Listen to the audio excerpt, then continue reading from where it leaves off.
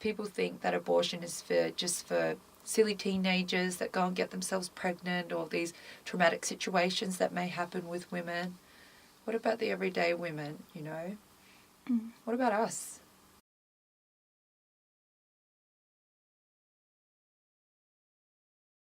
Just last year, I found out I was pregnant again, and once again, I was very, very happy, and the father of that child turned his back on me.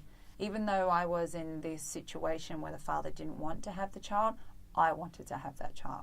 He was so cold and, you know, emotionally manipulative and all of that. There was a time where I had a bit of bleeding, so my doctor said to go to the hospital just to make sure everything was okay. And the hospital wanted to do an ultrasound. I remember thinking, maybe he'll see that it's a baby. I remember thinking, please put the heartbeat monitor on.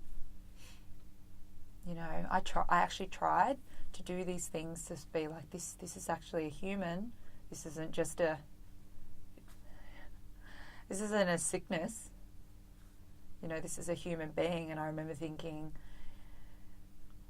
even would that change his mind? Would that make him realise that this is a life?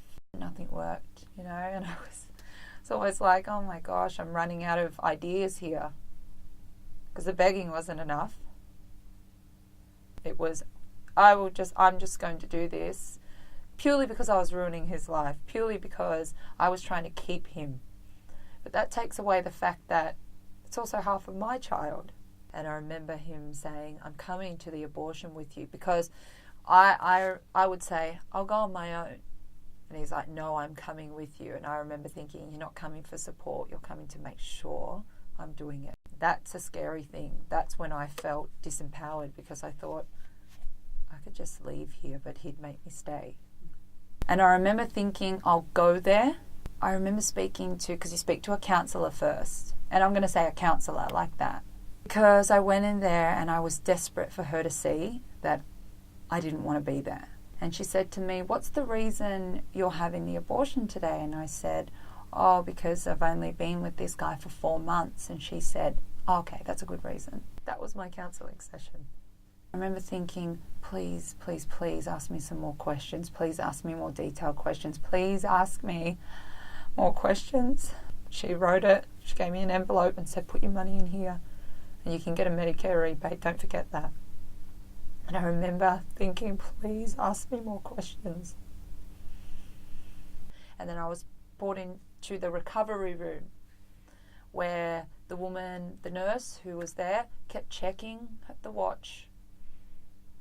I kept checking the clock, because she's got to move the girls there recovering out for the other girls to come back in.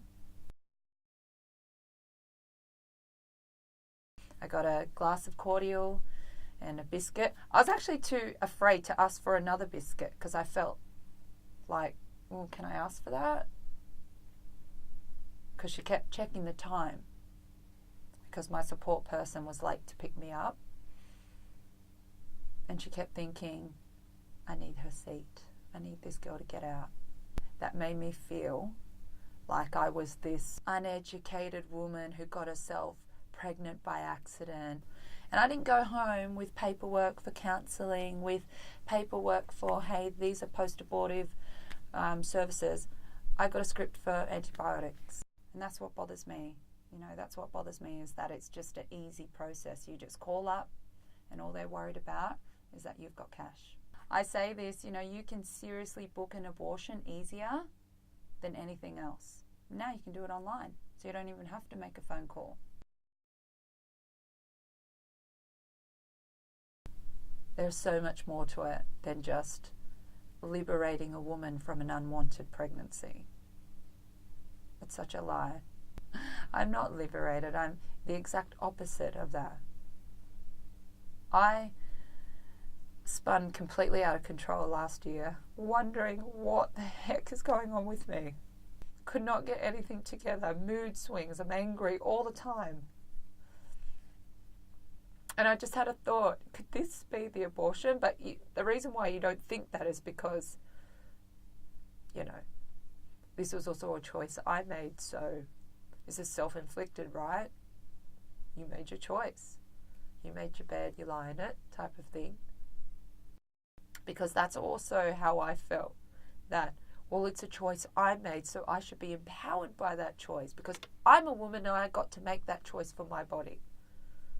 But I was given no education. What could happen afterwards? And I'm not talking medically, I'm talking emotionally and mentally, what could happen afterwards. You know, of losing a child. The regret I feel every day for such a final decision. I wake up every day going, I wish I could do that again. I'd make different choices. But they don't tell you all of that. They just say, make sure you bring your Medicare card. The spare underwear and spare socks. That's it.